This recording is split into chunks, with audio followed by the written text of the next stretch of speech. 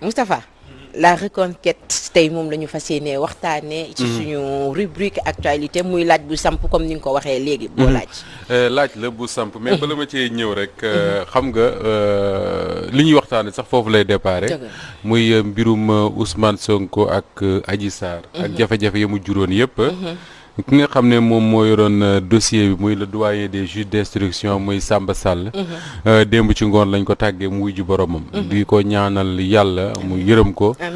xaare ko àjjana yàlla yërmandeem yaatu na ñun ñëpp xaj nañ ci yàlla naka ci boole ñu ci. di ko jaale également ay mbokkam wax ci moom nag du bari parce que personnellement xamuñu ko. à part li ñuy lire ci presse bi xamuñu ko mais li tax mu bëgg ci jaar tuuti rek. mooy dafa am loo xam ne dañ ko seetlu. démb ba tey. muy lu ñaaw loo xam ne réew mi miinu ko te lu ñu war a di éviter la man mosuma gis doomu aadama génn àdduna ay doomi Sénégal sant Diop mbaa Ndiaye mbaa neneen di bind di ci xamu nuñ ko waxee ci wolof di ci réjouiru di ci bëgg di ci bàkku je crois que loolu lu ñaaw la ak fu mënti jóge nag lu ñaaw la muy benn beneen bi également mooy ñi bëgg a lier décès boobu ak dossier bu mu yoroon wala yu demee noonu c'est-à-dire que il faut nag ñu nangul suñu borom li mu moom mooy décret li tubaab di wooye le décret divin c'est-à-dire que bakken yi yàlla moo ko yor di ko jël saa yu ko neexee ak contexte bu mu ko neexee bu mu koy indi tàgguwul buy jël du tàggoo il faut que ñu nangu loolu d'abord accepter ce principe là bàyyi di def yenn yi parce que yenn yi day am leneen lu muy nuru beneen bi ci mbir yooyu ba léegi mooy Fabel sànq yaa ngi koy tudd ba la ñuy commencer émission bi le mooy dafa am benn phénomène bu xew ci réew mi da ngay gis ay nit ay mukallaf di def ay vidéo ci internet wala feneen di annoncer ay décès bu njëkk dañ daan def ay tegtal ne sëriñ bu mag wala je ne sais pas journaliste bu mag nangam ak nangam junju mais léegi dañuy dem bay tudd ay turi doomu aadama di annoncer seen ay décès wala ñuy joxe ay tegtal yoo xam ne daanaka mën ngaa wax ni kii diw lay waxal di annoncer ay décès te diw moomu waxuma sax bakkanam bi mu yor nga xam ne ku ci nekk ci ñun boo sañoon gudd fan waaye njaboot yi nga xam ne moom la yor ak responsabilité yi mu yor yëpp ñooñu mën koo seetaan di ko déglu ay doom ak yëpp je crois que képp kuy def loolu war nga ci bàyyi xel su fekkee nag ñi koy def bàyyi wuñ ci xel état bi na jël ay responsabilité am na yoo xam ne soo ko defee état mën na dem ne la ciix teg ci place suñ ko defoon ñaar ñett je crois que loolu léegi mu dakk ci réew mi bu loolu wéyee ñu wax ci mbirum politique muy question boo xam ne man dama koy laaj sama boobu fan yëpp di laaj également ñuy seetaan ak ñi toog fii mooy bu ñu gisee depuis les événements de début mars muy manifestation yi fi amoon ak gouvernement bi wax ne fukki doomu aadama ak ñaar ñoo ci ñàkk seen bakkan loolu gouvernement bi wax buñ ko xoolee ba léegi est-ce que li nga xam ne moom lañ gis gouvernement wu Sénégal di def maanaam nguur gi Macky Sall ak ñi mu àndal dañuy jàpp ne président la boo xam ne dafa gëm ne moom ñett at moo ko desi ci réew mi da ko war a mottali ci ni mu gën a dem yoonam wala dañuy gis koo xam ne day poser ay actes pour préparer wu reconquérir le pouvoir en 2024 man nag réponse yi ma ci indi dama koy teg sur les actes nañu juger actes yi bañ a juger paroles yi d'abord bi ci njëkk mooy dès que événement yi am rek prise de parole bi président Macky Sall njëkk a def muy le 8 mars 2021 li mu njëkk a def mooy li ngay sentir mooy dafay ndox mu ni tubaab bi di wax draguer les jeunes c'est-à-dire que dafay wut lu neex jeunes yi parce que jàpp na ne ñoom ñoo génn ñoom ñoo xeex ne day indi ay réponses ci seen ay questions wala seen ay doléances wala seen ay revendications wala seen ay aspirations bi loolu amee mu defaat beneen discours le 4 avril bi le 3 avril du moins veillu 4 avril wax ci ne dina teg 400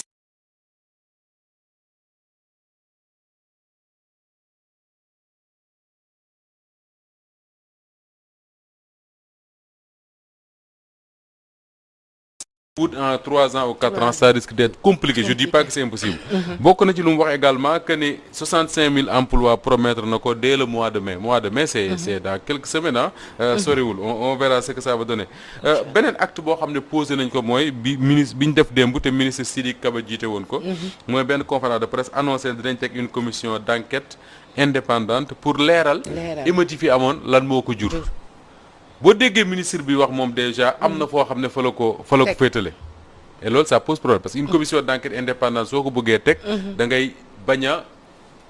wane yoon bu ñuy jaar seetaan na rek ne ay émeute am na fi kan mooy responsable c'est la question qu'on se pose bàyyi commission mu leeral ko mais soo bëggee wax ne wëy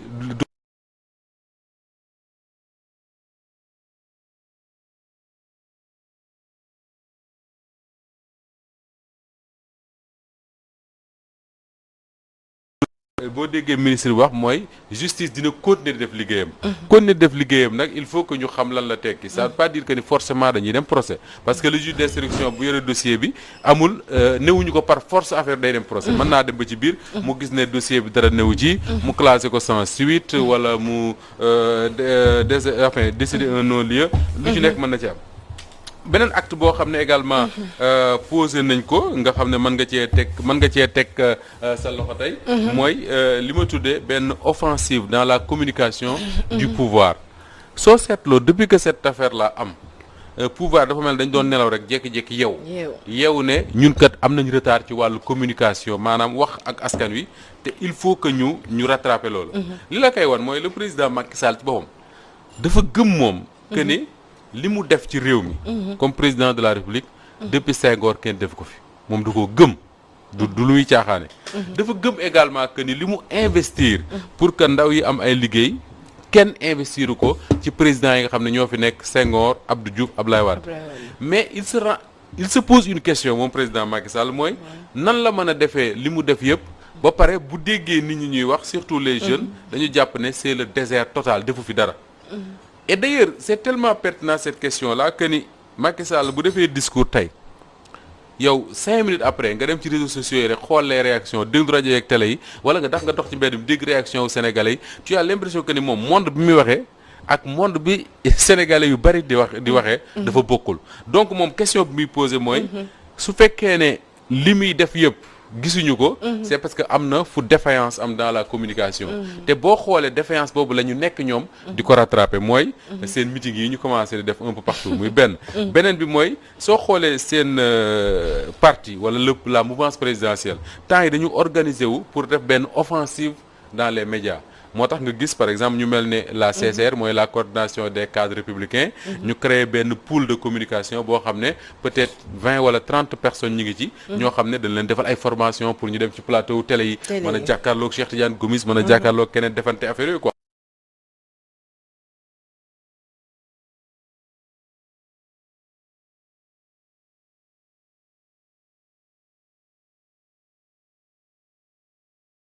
ci médias yi noonu ngay gisee également des ministres de la République commencé dem ci médias yi loo xam ne daaw ñu ko def ak yooyu yëpp loolu lépp soo ko boolee ak meeting yi reprendre ak yooyu benn conclusion ngay am mooy benn question ngay laajaat pour conclure mooy lan lañ ci jublu c'est quoi le but lan lañ ci jublu liñ ci jublu mën naa poser ay questions dama naan xëy na dañ cee jublu ne ñoom dañu jëm élection locale et que il faudrait ñu def lu ñu mën pour gagner élection locale yooyu parce que élection locale yooyu ñàkk ko boo deful nag dina déterminer ce qui va se passer 2 ans après muy en 2024 parce que 2009 boo fàttali ko ci la Khalifa Sall gagné mairie Dakar ak une coalition buñ bokkoon ak ñoom Macky Sall ak AFP yëpp gagné les grandes villes du Sénégal 2009 2011 2010 2011 2012 ñu dem élection présidentielle Abdoulaye Wade ñàkk donc ñoom benn genre psychose wala hantise la ñu am ci 2022 bi ñu jëm muy élection yi ñu war a amel au plus tard ñu ne le 31 janvier 2022 parce que boobu ñàkk ko moom mooy bul espérer dem gagner ji en 2024 soo gisee actes yi ñuy poser également da nga naan xëy na mën nañ ma ne oui un gouvernement également n'a pas à attendre il faut apporter des réponses tout de suite aux questions qui se posent mën nañ comprendre noonu mais man su ma gisee actes yi nga xam ne moom le président Macky Sall di poser yëpp gis cette offensive là dans la communication dama naan lenn moo fi am un président boo xam ne ba léegi jàpp na ne en 2024 mën naa wuti mën naa wuti man loolaa gëm wala boog su demee ba xam ne mënta wuti mu nekk un président boo xam ne le jeu ne se fera pas sans lui xam lu ma bëgg wax foofu mooy même su nekkul candidat dina am benn rôle boo xam ne dina ko ciy jouer maanaam dina tànn candidat am gunge ko lu mu mën pour être sûr que ni en 2024 si c'est pas lui ce sera quelqu'un de son camp et non quelqu'un de l'autre côté parce que quelqu'un de son camp au moins quelqu'un boo xam ne dina mën a garantir l'après Macky garantir voilà surveiller les arrières comme on dit mais su fekkee dafa nekk un président boo Macky Sall ne sera pas ce président là un président boo xam danaan jeexal naa sama mandat xeex leen ku gañ a jël il ne sera pas ça soit il sera candidat en 2024 wala il aura une influence bu am solo ci jeu bi pour être sûr que ni su dul moom it ci camp lay doon et non de l'autre côté loolu mooy c'est la réponse que j'ai à la question que je me suis posée au début. Maintenant ñii seetaan ak ñi ne ci table ji ku nekk ak sa réponse. ñu jox ko ci non mais Moustapha man sa thèse.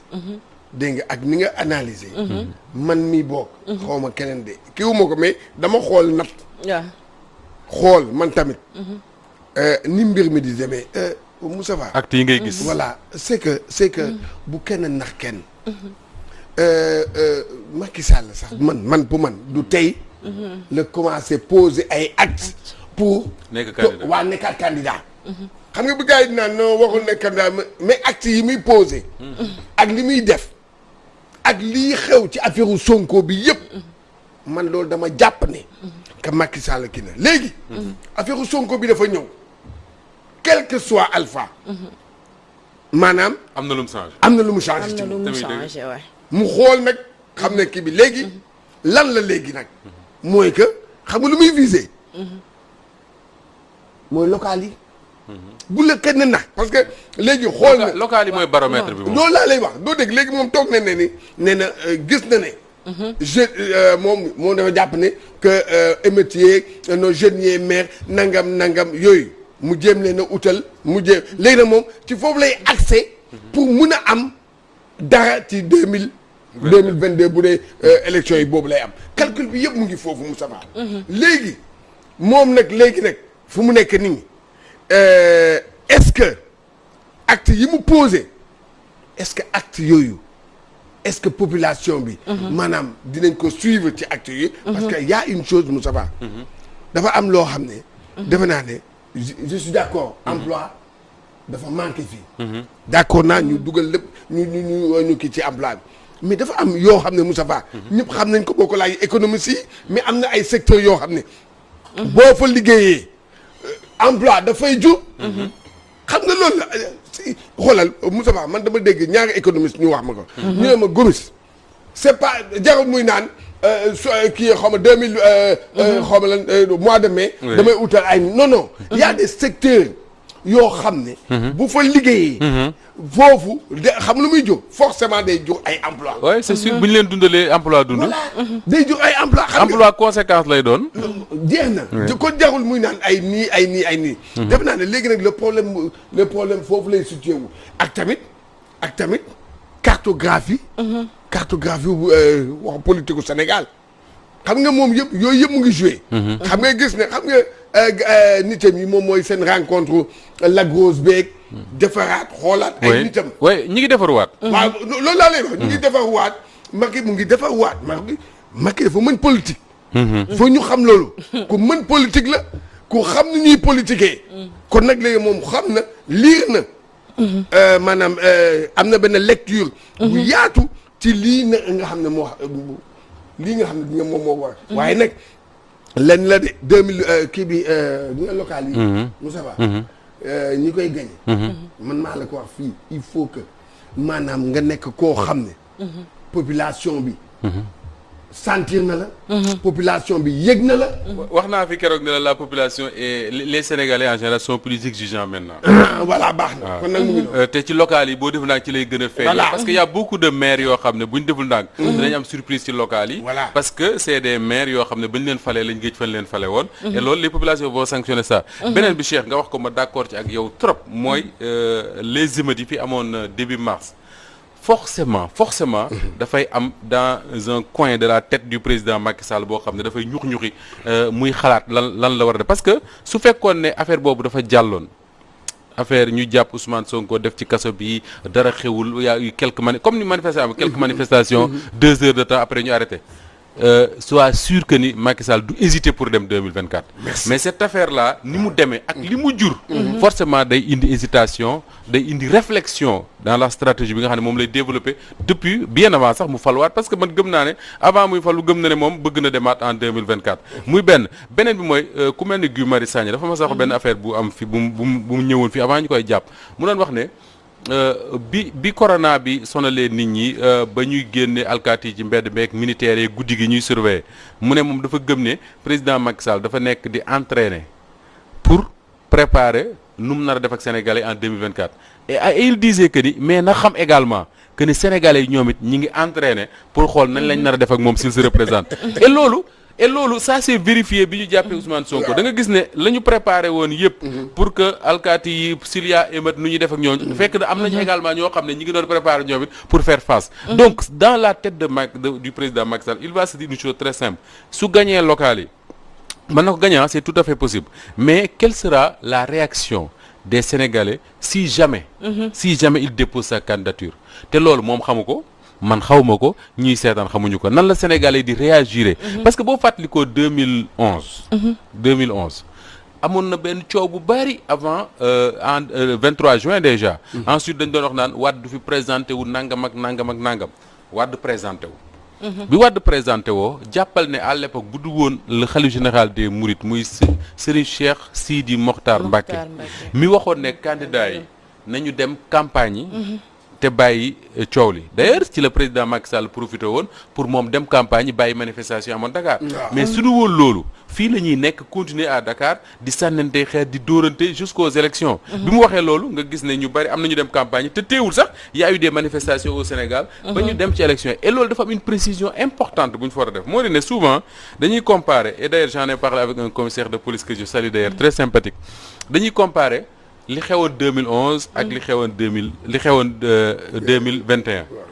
gis nga 2021 bii Cheikh xam nga waxoon nañ ne am na ay 15 morts gouvernement bi ne 12 morts la mais jàppal ne 12 morts yooyu ci ñaata fan la am ñaar wala ñett ci ñaar wala ñetti fan y a eu 12 morts 300 et quelques blessés ci ñetti fan mais jàppal ne 2011 wax nañ ne y a eu une quinzaine de morts mais c'est pendant presque un an parce que ay manifestations yu commencé juin 2011 ba élection ya donc ay sur 6-8 mois y a eu une quinzaine de morts donc soo dee xool la gravité des faits bii moo gën a grave fuuf te 2011 bari na ay décès yu ñuy comptabiliser te li ko waral si ay accident la woon y a eu cortège Moustapha Niasse par exemple defoon accident am ñu ci dee ak yeneen yooyu yëpp la ñuy comptabiliser bii nag c'est des morts yoo xam ne ci ay jàppante la amee diggante takk der yi ak population yi donc boo comparer les deux faits bii moo gën a garaaw fuuf alors Modou Fall mi El Hadj Modou Fall xam naa tey nekku fi am na benn affaire bu mu wax benn jour fii et ça me semble intéressant dafa ne bu dee xool image yu manifestation 2011 ak image yu manifestation 2021 dafa am différence ma ne ko différence mooy lan mu ne 2011 manifestation yi nga daan gis mooy sànni daw waaw mais 2021 bi est-ce que gis nga manifestation yi sànni wu ñu daw dañuy sànni avancé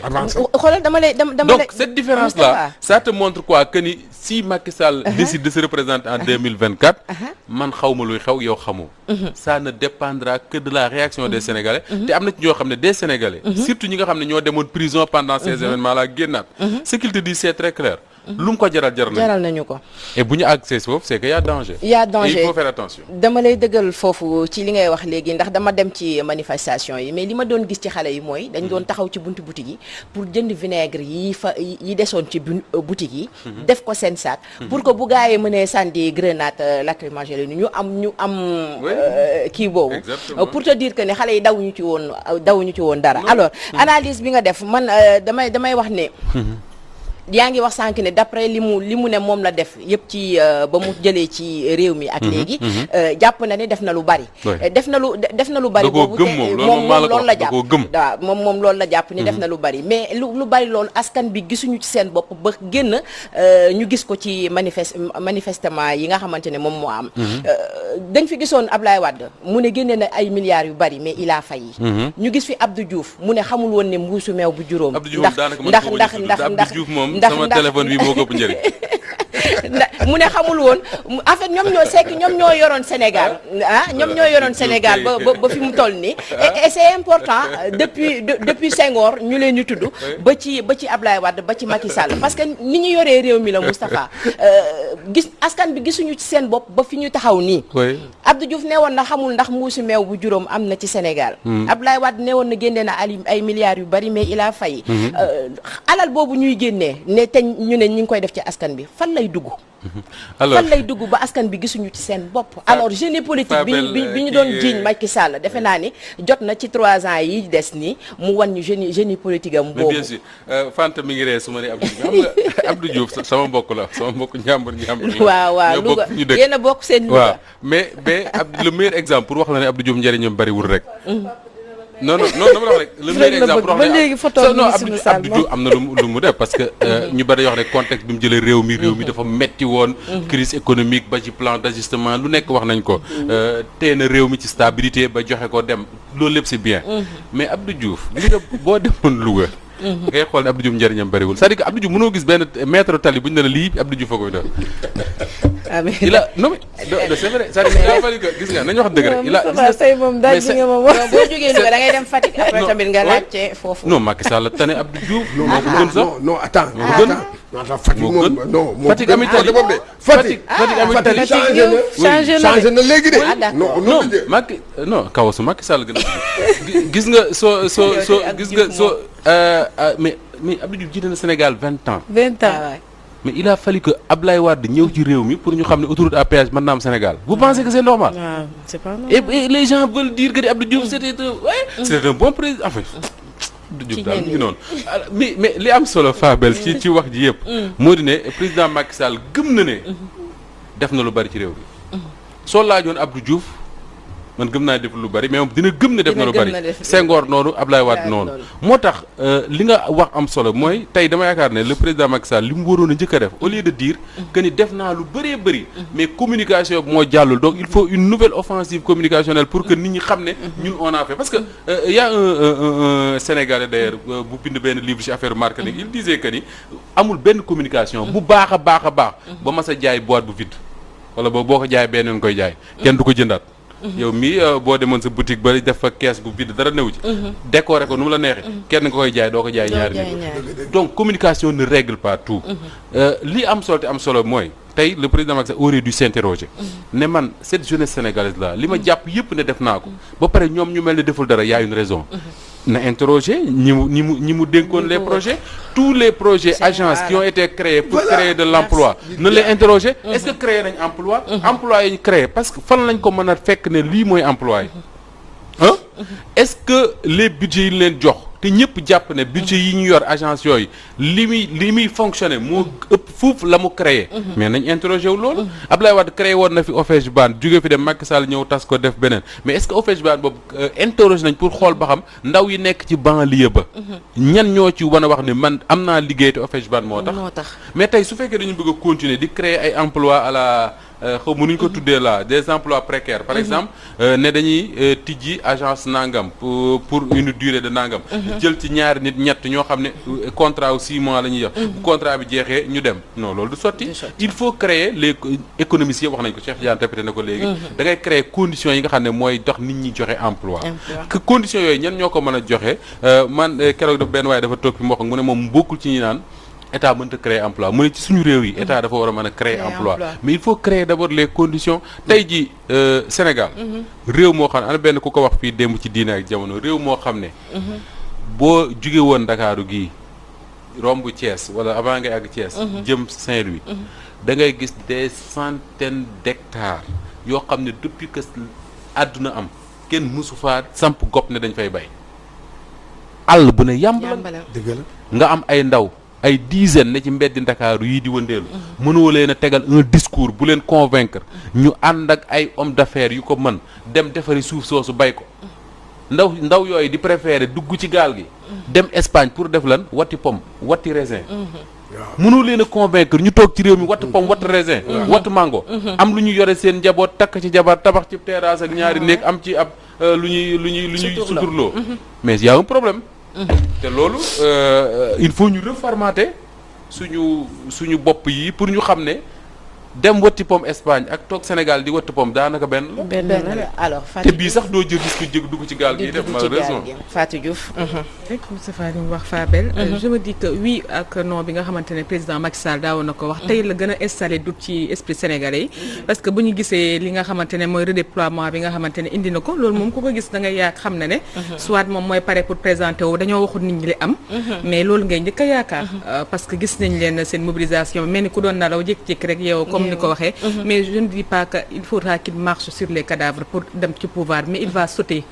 même sur les cadavres pour pouvoir passer pour dem ci palais bi parce que li fi jot a am rek jot na ko firndeer nga xamante ne donc ñëpp a pare instant bi duñ ko nangu benn yoon kan moo war a aspirer kan la war a pare pour teg ci côté moo war a présenter wu à ses côtés kenn xamagu ko comme waa mbërëm voilà mu kit foofu léegi donc ana kooku kenn gisu ko donc mit la instant bi donc kan la moom rek dañu mën a yaakaar ne moom la te loolu bu amee instant bi ci jamono bi nañ xam ne moom li fi amoon ak léegi moom nekkatul benn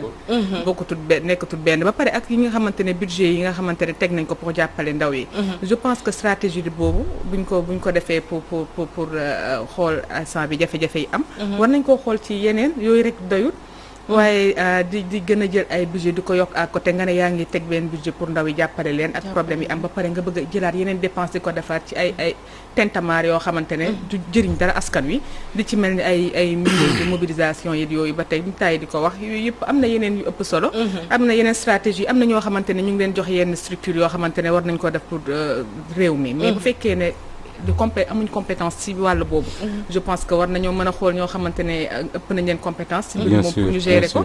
Fatou xam nga jafe-jafe bi président Macky Sall nar a am en 2024 mooy mën nañoo lire constitution bi wëlbati ko juutal ko taxawal ko tëral ko ba mu nu mu leen neexee ba ne am na droit nekk candidat mais xam nga lan la dul mën a wëlbati mu ko juutal ko mooy moom ci boppam moo taxaw joxe kàddoom ne Sénégal kenn dootu fi defati lopp ñaari mandat te bu Sénégalais yi voté le référendum de la constitution de 2016 la référendum bi c'est principalement parce que ñu ci bari ci ñoom ñoo ngi mën a yem lire ñu constitution bu ñu ko liiree sax xamuñ lu ci nekk mais liñ ci jàpp rek mooy dégg ki nga xam ne moo leen ko proposé mu wax leen ne verrouillé naa xam nga verrouillé mooy lan mooy xomb xam nga xomb kànnaar tëj dëgër dootul tijjeeku verrouillé naa mandat yi ba kenn mënu cee def lu ëpp ñaar à commencer par man mii wax ko 2016 répété ko pendant toute la campagne de 2019 faluwaat di ko répété ba moment bi donc su bëggee fii ba 2024 mu taxaw ne maa ko waxoon waxatuma ko wala maa ko waxoon waxet dina jafe trop mu trouver ñu ko argumenter loolu je crois que foofu la contentieux bi nar a nekk entre moom ak sénégalais les gens ne vont plus dire oui la constitution lui permet les gens vont simplement dire moo ko gor ca wax ja mu jeex taal gor ca wax ja Fanta waaw sa xalaat waaw Fabel man moom li may wax moom li ma gën a intéressé moom ndax ku ne xam na ni ñu ngi waaj a dugg ci li nga xamante ne mooy weeru koor gi parce que tamit président dafa war a dimbali ñi nga xamante ne borom kër yi surtout retraité yi Fabel ndax jamono métti na li nga xamante ne moom lañ daan am ci seen pension moom dafa ñëw rek wàññi li nga xamante ne mooy seen pension donc daf leen war a gën a dimbale yërëm leen ndax Fabel ku ne xam na ni Covid bi lim fi def kenn dootu ko fàtte ba ilaa yow mi din mu dimbale ñi nga xamante ni néew doole yi ñu yoru saaku ceeb yi comme ni ñu defoon fii ci Covid bi indi li nga xamante ni muy